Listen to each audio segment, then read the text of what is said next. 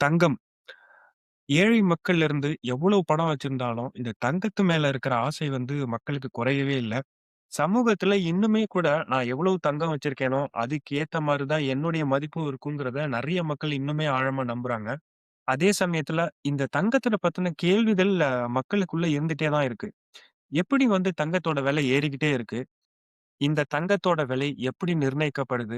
யார் இந்த தங்கத்தோட விலைய நிர்ணயிக்கிறா? இந்த மாரி கேள்விகள் கண்டிப்பா எல்லா மக்களுக்குள்ளயும் இருக்கும். அதுவும் சமீபத்தில இந்த தங்கத்தோட விலை ஏற்றம்ங்கிறது வந்து ரொம்ப அளவுக்கு அதிகமாவே இருக்கு. ஒரு கடைசி 2, 3 வருஷத்துலன்னு சொல்லலாம். இப்ப எதனால இப்படி ஒரு விலையேற்றம்? ஸோ இந்த மாரி கேள்விகளுக்கெல்லாம் விடை தேட முயன்ற ஒரு காணொளி தான் இந்த காணொளி. இந்த காணொளியில நம்ம கூட ஆறுகுட்டி பெரியசாமி இருந்திருக்கிறாரு. வணக்கம் தோழர். முதல்ல இந்த தங்கம்னா என்ன? இந்த தங்கத்தோட மதிப்பு ஏன் அவ்வளவு சிறப்பு வாய்ந்ததா இருக்கு? மக்களுக்கு ஏன் வந்து இந்த தங்கத்து மேல அப்படி ஒரு பற்று இருக்கு? வரலாற்று வழியில இந்த தங்கம் எப்படி உருவாச்சு? பணத்துக்கும், தங்கத்துக்கும் உள்ள உறவு என்ன? இத கொஞ்சம் விளக்கமா சொல்லுங்க தோழர். தங்கம் நீங்க உங்க முன்னுரையில குறிப்பிட்ட மாதிரி, இந்த 2, 3 வருஷமா தங்கம் என்பது பொருளாதார அரங்கில் சூடான ஒரு விவாத பொருளாக மாறியிருக்குது. இந்தியாவில் மட்டும் இல்ல, உலகம் எங்கேயுமே. அதுக்கு முக்கியமான காரணம், இந்த 2 1/2 வருஷத்துல, இல்ல 3 ஆண்டுகள்ல தங்கம் வந்து 2 1/2 மடங்கு விலை ஏறியிருக்கு. இந்தியாவுல ஒரே வருஷத்துல டபுள் ஆயிருக்கு. அப்போ உலகத்திலேயே ஹவுஸ் ஹோல்டு தங்கம் அதிகமா இருக்கிற நாடு இந்தியா தான். தங்கம் ஒரு பவுன் வந்து இருக்காத ஃபேமிலி கூட இருக்கா. இப்போ இவ்வளவு வரலாறு காணாத விலை உயர்த்தி தங்கம் பார்த்ததே இல்ல. அதனால இப்போ இந்திய மக்கள் மத்தியில ஒரு 2 விதமான மனநிலை இருக்கு. இப்ப ஏற்கனவே தங்கம் வச்சிருக்கிறவங்க ஒரு ஒரு இருந்தாலும் கூட போன வருஷத்துக்கு இந்த இது 2 மடங்கு ஆயிருச்சு. 10 பவுன் வச்சிருந்தவங்களுடைய மதிப்பு வந்து இன்னைக்கு 20 பவுனுக்கான மதிப்பு வந்துருச்சு. அப்போ ஒரு கல்யாணத்துக்கு 20 பவுன் எடுக்கலாம். 10 பவுன் ஏற்கனவே எடுத்து வச்சாச்சு. இன்னொரு 10 பவுன் எடுக்கணும்னு நினைச்சிட்டு இருந்தவங்களுக்கு 10 பவுன் வந்து டபுள் ஆயிருச்சு.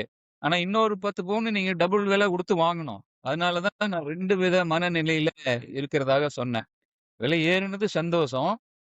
அதே போல ஒரு பொட்டு நகை இல்லாத குடும்பங்கள் இந்தியாவுல உலகம் முழுக்க நிறைய இருக்கிறாங்க. இப்ப அவங்கலாம் நகைக்கடை அதிபர்கள் என்ன சொல்றாங்கன்னா, வர்றாங்க, விலைய போடுறாங்க, போயிடுறாங்க, வாங்குறது இல்ல. அவங்கள பேசும்போது அவங்க என்ன சொல்றாங்கன்னா, "ஒரு பவுனுக்கு ரூ. 1,00,000 இன்னைக்கு குடுக்க வேண்டியிருக்கு. ஒண்ணே ரூ. 1,40,000 குடுக்க வேண்டியிருக்கு. போன வருஷம் ஒரு 50,000, 60,000 இருந்தது. இவ்வளோ காசுக்கு நாங்க எங்க போறது?" அப்படிங்கிற மாரி 2ம் சைட்லயும் இருக்கு. அது தங்கம் வந்து நீங்க இவ்வளவு விலை உயர்ந்த ஒரு பொருளாக ஆரம்ப காலத்திலிருந்தே இருக்குது. அது ஒரு ப்ரீசியஸ் மெட்டல் தான். அது சாதாரண மக்களுடைய புரிதல் என்னன்னா, அது வந்து ஜொலிக்குது, மின்னுது, புடம் போட்டாலும் தங்கம். அதனால இந்த மாரி விலை அதிகமா இருக்குது அப்படின்றாங்க. அது உண்மை அல்ல. ஒரு பொருளினுடைய விலை என்பது, அதை தயாரிப்பதற்கு எவ்வளவு மனித உழைப்பு தேவைப்படுது என்கிறத பொறுத்து தான், அ ஒரு பொருளினுடைய விலை என்பது அறியும். உங்களுக்கு தெரியும். இப்போ என்ன கணக்கு சொல்றாங்கன்னா, 1,00,000 கிராம் அந்த தங்கம் கொண்ட தாது மணல் இருக்கு இல்லீங்களா? அதை ம். எடுத்து ப்ராசஸ் பண்ணா தான் 3 கிராம் தங்கம் கிடைக்கும். 1,00,000 கிராம் எடுத்து ப்ராசஸ் பண்ணணும். அப்போ அது எவ்வளவு செலவாகும்? எவ்வளவு மனித உழைப்பு அதுல இருக்கு? அப்படிங்கிறதுனால தான் தங்கம் வந்து இ இவ்வளவு விலை உயர்ந்ததாக இருக்கு. இப்போ உலகத்துல இதுவரைக்கும் புள்ளிவிவரம் என்ன சொல்லுதுன்னா, 1,75,000 டன் தான் தங்கம் இருக்கு இன்னைக்கு. கடந்த 30 வருஷமாக புதிதாக தங்க சுரங்கம் எதுவுமே தோண்டப்படவில்லை. தங்கம் இல்ல. பூமிக்கு அடியில என்ன டெபாசிட் இருக்கோ, எல்லாமே மனிதர்கள் வந்து எக்ஸ்ப்ளாய்ட் பண்ணிட்டாங்க. 1,75,000 டன்னு. இதுல 35,000 டன் வந்து இந்தியாவுல மட்டுமே இருக்கு. இந்திய மக்கள் மத்தியில. அது உலகம் முழுவதும் உங்களுக்கு அந்த சென்ட்ரல் பேங்க்ஸ் இருக்கு இல்லையா? இந்தியாவுல ரிசர்வ் பேங்க் இருக்கு. அமெரிக்கால இருக்கு. அவங்கலாம் தங்க ஸ்டாக் வச்சுப்பாங்க. அது உலகம் முழுவதும் இருக்கக்கூடிய மைய வங்கிகளுடைய மொத்த ஸ்டாக்கும் வந்து கிட்டத்தட்ட 35,000 டன்னு தான். அந்த அளவுக்கு இந்தியாவுல எல்லா வீடுகளிலும் தங்கம் இருக்கு. ரிசர்வ் பேங்க்லயும் தங்கம் இருக்கு. அப்போ இந்த மு 1 வருஷம் விலை உயர்வுல இந்திய மக்களினுடைய தங்க ஹோல்டிங்கோட மதிப்பு வந்து 117,00,000 கோடி ரூபாய் உயர்ந்திருக்கு. 117,00,000 கோடி ரூபாய். இந்தியாவினுடைய அந்நிய செலாவணியே பார்த்தீங்கன்னா 60,00,000 கோடி தான். அந்நிய செலாவணி கையிருப்பை விட 2 மடங்கு இந்திய மக்கள் மத்தியில் இருக்கக்கூடிய தங்கத்தினுடைய விலை அதிகமாயிருக்கு. அதனால தான் இவ்வளவு பேசு பொருளாக அது மாறி இருக்கு. ஷேக்ஸ்பியர் வந்து அவரு இந்த ஒரு 400, 500 வருஷத்துக்கு தங்கத்த பத்தி மஞ்சள் பிசாசுங்கிற தலைப்புல ஒரு அழகான ஒரு இங்க சொல்லிக் சொல்றது பொருத்தமா இருக்கும்னு நினைக்கிறேன். தங்கம் அது மஞ்சள் பிசாசு, கருப்பை வெள்ளையாக்கும், பாவத்தை புனிதமாக்கும், துர்நாற்றத்தை நறுமணமாக்கும், அழகற்றதை அழகாக்கும், கிழங்களை இளமையாக்கும், களை இணைக்கும், பிரிக்கவும் பிரிக்கும், குஷ்டரோகியின் உடலிலும் ஜொலிக்கும், திருடர்களையும் அரியாசனையில் அமர வைக்கும். இப்போது கீதை இது. மஞ்சள் பிசாசு என்று சொல்லுகிறாரு.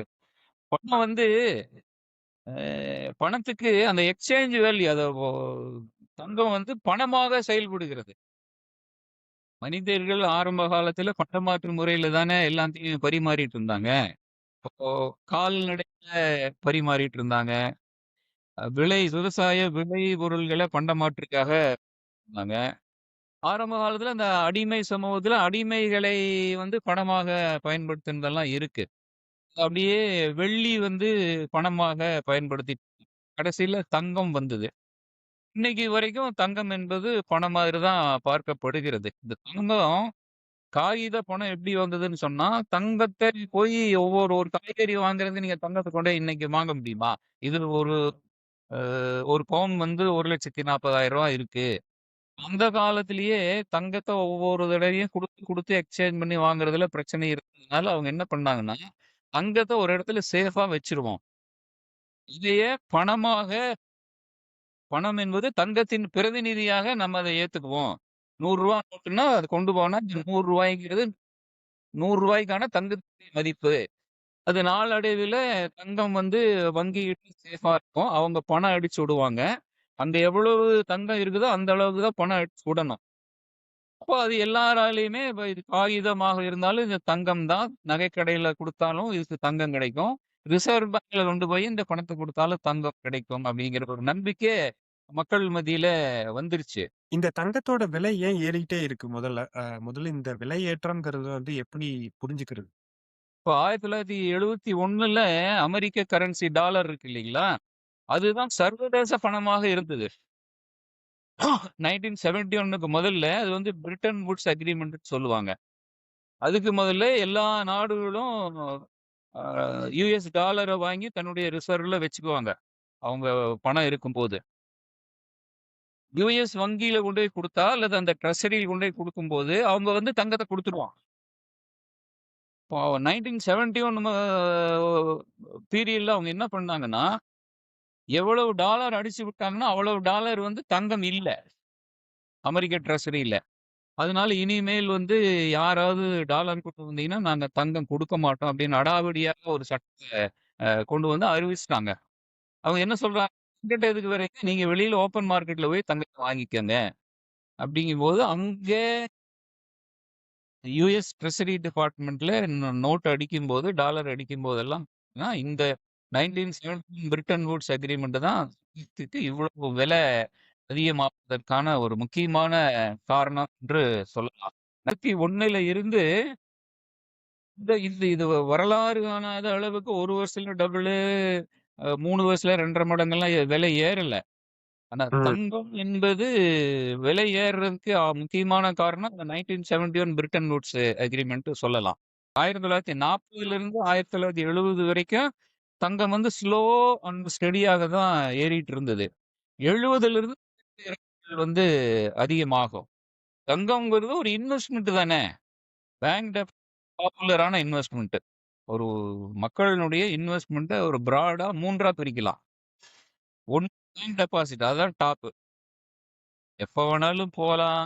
போஸ்ட் பண்ணிக்கலாம். வட்டி கிடைக்கும், சேஃபா இருக்கும் கவர்ன்மெண்ட் பேங்க்ல. ஸ்டாக் மார்க்கெட்ல போடலாம். ரிட்டர்ன் கொஞ்சம் அதிகமாக கிடைக்கும். அது ரிஸ்க் இருக்கு. அதுலயும் அந்த மியூச்சுவல் ஃபண்ட்லலாம் போட்டீங்கன்னா, கம்மி தான். ரிட்டர்னும் நல்ல ரிட்டர்ன் கிடைக்கும். அப்புறம் ரியல் எஸ்டேட். அதுவும் சின்ன சின்ன அவென்யூஸ் நெறைய இருக்கு. நண்பர்கள்ட்ட கடன் குடுக்கலாம். 26, 30% கிடைக்கும். வட்டி அசல் கிடைக்குமான்னு சொல்ல முடியாது. அதனால இன்னொரு சேஃபான இன்வெஸ்ட்மென்ட் தங்கம்.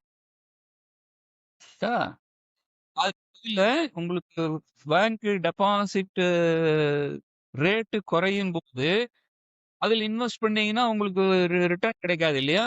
அப்போ தங்கத்தில இன்வெஸ்ட்மென்ட் வரும்போது தங்கத்தினுடைய விலை ஏறும். ஸ்டாக் மார்க்கெட் கிராஷ் ஆகும்போது, நீங்க போட்ட காசே எரோட் ஆயிட்டு இருக்கு இல்லையா? அப்போ அந்த டைம்ல தங்கத்தினுடைய விலை என்பது ஏறும். சர்வதேச அளவுல நாடுகளுக்கிடையே ஒரு டென்ஷன் இருக்குது. போர் வருது. எந்த கவர்ன்மெண்ட் என்ன கொள்கை அனவுன்ஸ் பண்ணுவான்னு தெரியாது. அந்த மாதிரி நேரத்துல வந்து தங்கம் வந்து விலை ஏறிட்டே தான் இருக்கும். இங்க தான் இன்னொரு கேள்வி வருது தோழர். உலகத்துல நடக்கிற போர்களுக்கும், தங்கத்தோட விலைக்கும் என்ன உறவு? எங்கேயாவது போர் நடந்தா நம்ம ஊர்ல ஏன் தங்கத்தோட விலை ஏறுது? இப்போ உக்ரைனுக்கும், ரஷ்யாவுக்கும் போர் நடந்தது இல்லையா? யூரோப்பியன் யூனியன் என்ன பண்ணா, ரஷ்யாவினுடைய சொத்துக்கள் ஐரோப்பிய யூனியன் இருக்கிறதுல அத வந்து ஃப்ரீஸ் பண்ணிட்டான். ஏன்னா, நீ போர் வந்து சட்டவிரோதமானது. அதனால உன்னோட சொத்துக்கள் எல்லாம் நான் ஃப்ரீஸ் பண்றேன். அப்படிங்கும்போது, இது யாருமே எதிர்பார்க்கல. இப்போ அந்நிய கரன்சில முதலீடு பண்றது அல்லது அந்நிய நாட்டுல முதலீடு பண்றது என்பது உங்களுக்கு ரிஸ்க். அதனால தான் மத்த நாடுகளினுடைய இந்த மைய வங்கிகள், தங்கத்த வாங்கி நீ இன்வெஸ்ட்மென்ட் பண்ணி உங்க நாட்டுல வச்சுட்டீங்கன்னு வைங்களேன், அத யாரு ஃப்ரீஸ் பண்ண முடியும்? அது சர்வதேச அளவுல டென்ஷன் வரும்போது, எக்கனாமிக் கிராஷ் வரும்போது, இப்போ நீங்க ரூ. 100 வச்சிருக்கீங்க. மதிப்பு பணத்தினுடைய மதிப்பு தேஞ்சுட்டே வரும். அது ரூ. 90 ஆகுது, ரூ. 80 கூட ஆகும்போது, மக்கள் பார்த்துட்டே இருக்கிறாங்க. இத தங்கத்த வாங்கி வச்சிருந்தோம்னா, அந்த ரூ. 100 ரூ. 100 இருக்குமே! அது ஒரு சேஃப் இன்சூரன்ஸா தான் தங்கத்த வந்து மக்கள் பார்க்குறாங்க. பணவீக்கம் வந்து இப்ப இந்தியாவ பொறுத்தவரைக்கும் 6% ரொம்ப சாதாரணம். ஜிடிபி 7% வளருது.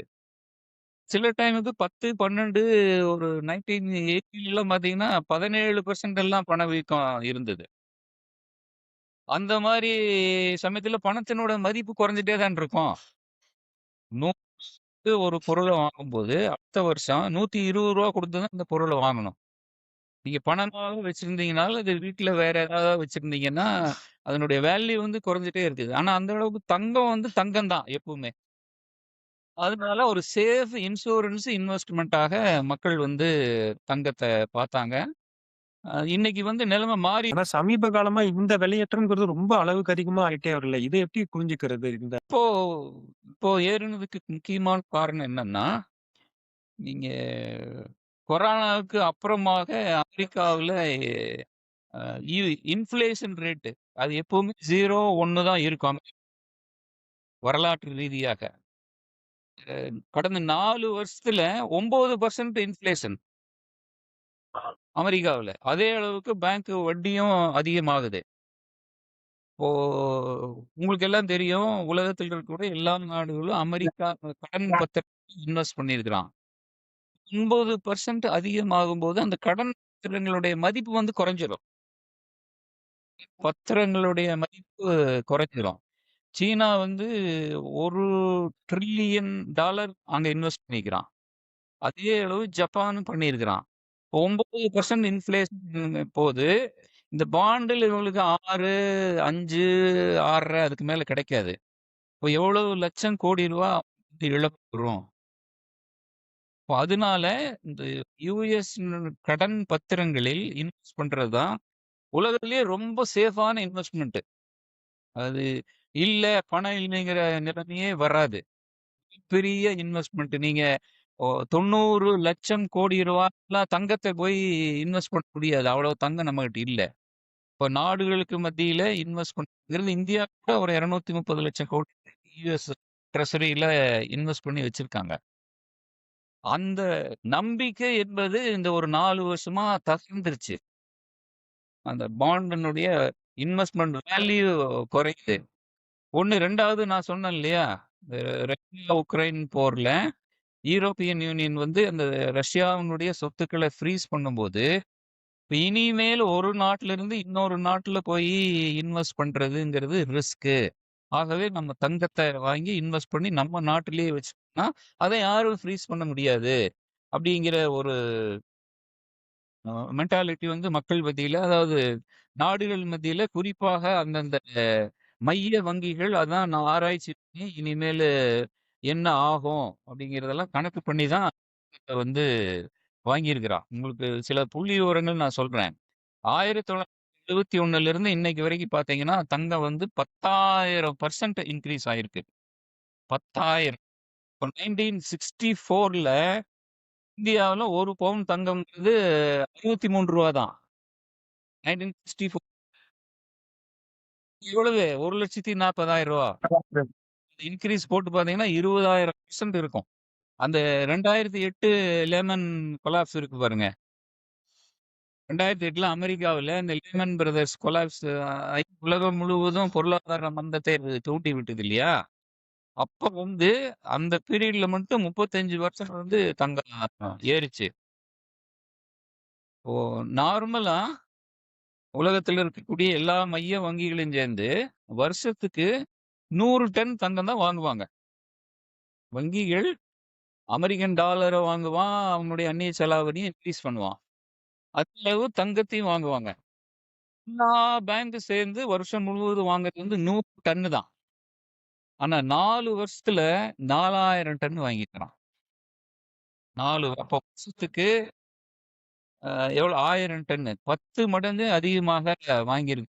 அந்த யுஎஸ்னுடைய விலைவாசி உயர்வு, உக்ரைன், ரஷ்யா போரு, அது ஒண்ணும் இப்ப அமெரிக்காவுக்கும், யுஎஸ்க்குமே அமெரிக்காவும், சைனாவுக்குமே உங்களுக்கு கோல்டு வார் வந்துருச்சு இல்லையா?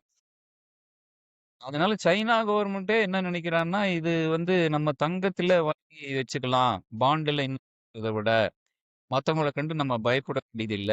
அன்சர்டனிட்டிக்கு இன்னும் ஒரு முக்கியமான காரணம், இப்ப இந்த வேர்ல்டு ட்ரேட் ஆர்கனைசேஷன் எல்லாம் இருக்கு இல்லையா? உட்டோ. ஆமா. நாட்டின் மீது இன்னொரு நாடு நினைச்ச அளவுக்கெல்லாம் அந்த இறக்குமதி வரியெல்லாம் இன்கிரீஸ் பண்ண முடியாது. அந்த WTO. இப்ப அதெல்லாம் யாரும் பண்றது கிடையாது.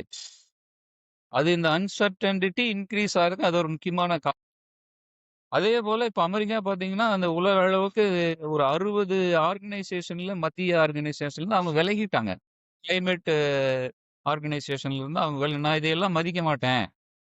அப்படிங்கிற மாரி போனதுனால தான் சர்வதேச பாண்ட் இன்வெஸ்ட்மென்ட்ங்கிறது அது நம்பிக்கை இழந்துருச்சு.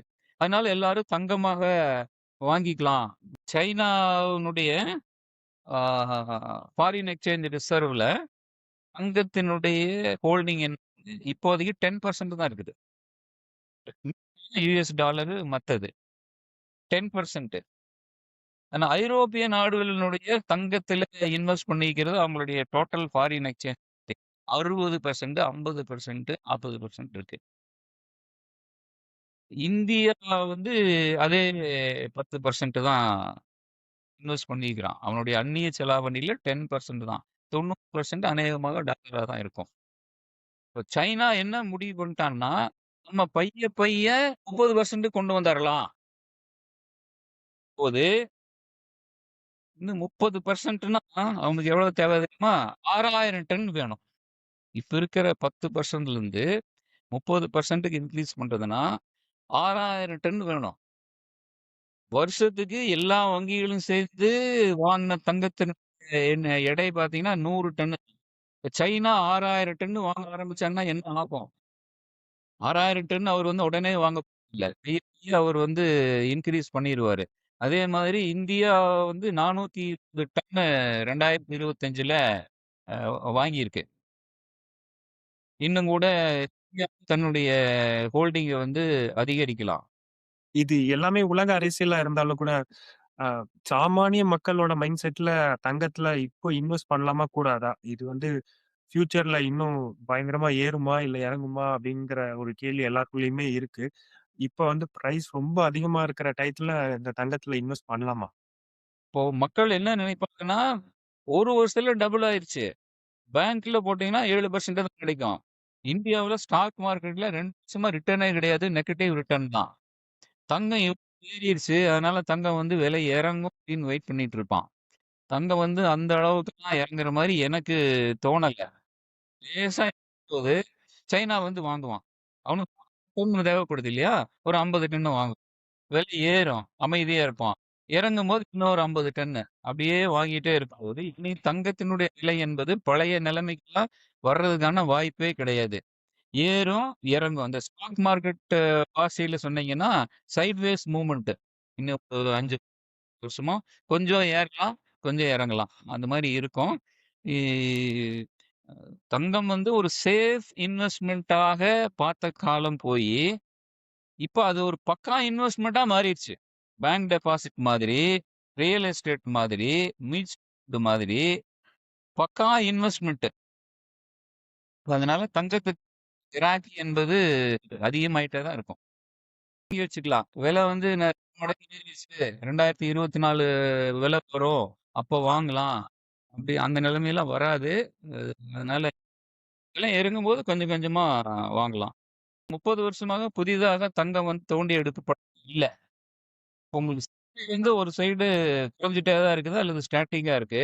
டிமாண்ட் வருஷம் வருஷம் அதிகமாகும்போது உங்களுக்கு என்ன ஆகும்? விலை அதிகரிக்க செய்யும். தங்கத்த வாங்கி விலை குறைஞ்சிருச்சு. அதிகமா விக்கலாம், லாபம் பார்க்கலாம் அப்படின்றவன் தங்கத்த போய் வாங்குனீங்கன்னா, அது செய்கூலி, சேதாரம் குடுக்கணும். அது ம், டெபாசிட்ல போயி பேங்க் லாக்கர்ல பத்திரமா வைக்கணும். அல்லது வீட்ல இருந்தா அது ரிஸ்க். ம், இது வந்து ஒரு 10, 15 வருஷத்துக்கு மேலயே வந்துருச்சு. ஸ்டாக் மார்க்கெட் ஷேர் வாங்குற மாரி, இடிஎஃப் பாண்ட் தங்க பாண்ட் நீங்க வாங்கலாம். இப்போவே தாராளமா விக்கலாம். ஷேர வாங்கி விக்கிற மாதிரியே வந்து தங்கத்தினுடைய பாண்டையும் வாங்கி வித்துக்கலாம். அந்த மாரி ஆப்ஷன்லாம் கொண்டு வந்துட்டான். நீங்க தங்கத்த தான் வாங்கணும்னு கிடையாது. இப்போ கல்யாணம் வச்சிருக்கிறோம். 2 வருஷம் கழிச்சு நம்ம கல்யாணம் வச்சிருக்கிறோம். இப்ப பணம் கையில இருக்கு. தங்க விலை ஏறிட்டே இருக்கு. என்ன பண்றதுன்னு குழப்பமா இருக்குங்க. பாண்டா வாங்கி வச்சுக்கலாம். கல்யாணம் ஃபிக்ஸ் பண்ண பாண்ட வித்துட்டு தங்கத்த கொஞ்சம் அதிகரிக்கலாம். போன வருஷம் டபுள் ஆன மாதிரியோ, 3 வருஷத்துல கிட்டத்தட்ட 3 மடங்கு அதிகமான மாரியோ, தங்கம் இந்த லெவல்ல இருந்து போறதுக்கான வாய்ப்பு இல்ல. அது உங்க ஹியூமன் சைக்காலஜி தானே. ரொம்ப விலை ம், மக்கள் வாங்குறது தயக்கப்படுவாங்கல்ல. இப்ப சென்னையில நகைக்கடை அதிபர்கள்லாம் சொல்றது அப்படித்தான். விலை அதிகமாயிருச்சுங்க சந்தோஷம் தான். ஆனால் விலைய கேட்கறாங்க, பார்க்குறாங்க, போயிடுறாங்க. ம், வாங்குறதனுடைய வால்யூம் வந்து ரொம்ப குறைஞ்சிருச்சு அப்படின்னு தான் சொல்லுவாங்க. கொஞ்சம் கொஞ்சம் ஒரு 10% 15% அது கரெக்ஷன் எப்பவுமே ஆகும். ஸ்டாக் மார்க்கெட்ல சொல்லுவாங்க இல்லையா? ஒரு ஷேர் வந்து ரொம்ப ஏறிடுச்சு. ரூ. 100லேருந்து ரூ. 1000 போயிருச்சுன்னா, 1000லேருந்து ரூ. 10,000 அது போகாது. 1000லேருந்து ஒரு 15, 20% வந்து குறையும். அது வந்து ஒரு ஹெல்த்தி கரெக்ஷன்னு சொல்லுவாங்க. அந்த மாரி ம். ஆகும்போது என்னுடைய கருத்து என்னன்னா, ஒரு 10% 15% இறங்கும்போது வாங்கலாம். கொஞ்சம் வாங்கலாம். ஆ திரும்பவும் ஏறும். அப்ப திரும்ப இறங்கும்போது வாங்க ரொம்ப அவசரம் நான் கல்யாணம் வச்சுக்கிட்டேன் அடுத்த மாசம். அது என்ன பண்றதுன்னு தெரியலன்னா, அது வாங்கி தான் ஆகணும். பொதுவா இந்த தங்கம் பற்றி மக்களுக்கு இருக்கிற சந்தேகங்களுக்கு ஒரு தெளிவு கிடைச்சிருக்கும்னு நெனைக்கிறேன். நெறைய இன்ட்ரஸ்டிங் இன்ஃபர்மேஷன் குடுத்துருக்கீங்க தோழர். உங்களுடைய நேரத்த செலவு பண்ணி எங்களோட உரையாட வந்ததுக்கு ரொம்ப ரொம்ப நன்றி. நன்றி தோழர்.